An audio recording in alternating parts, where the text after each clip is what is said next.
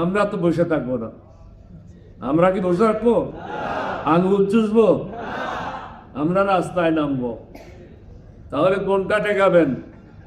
দ্রব্যমূল্য টেকাবেন, নিজের আসন টেকাবেন, না 11 দলীয় ঐক্যজোটকে থামাবেন? সংবিধানের দোহাই দিলে তো হবে না। 1971 সালে আমরা যখন বিদ্রোহ করি, সেটা কি সংবিধান মেনে করেছিলাম? পরবর্তী পর্যায়ে অনেকগুলি কাজ হয়েছে।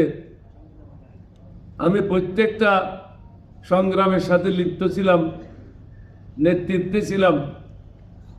এরশাদের পতন যেদিন হলো, সর্বশেষ মিছিলটা আমিই করেছিলাম, 144 দ্বারা ভঙ্গ করেছিলাম। এটা কি আইন মেনে করেছিলাম? সংবিধান মেনে করেছিলাম? সংবিধান কার জন্য?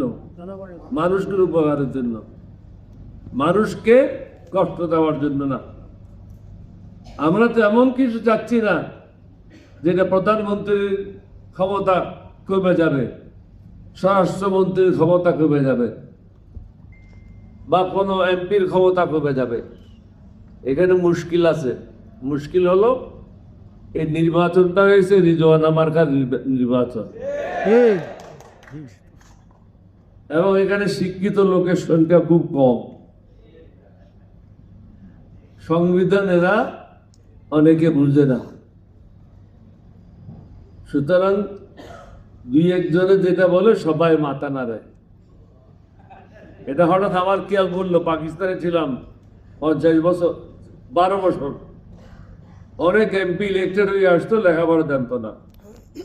অনেকে হুকটা নিয়েও পার্লামেন্টে ঢুকতো।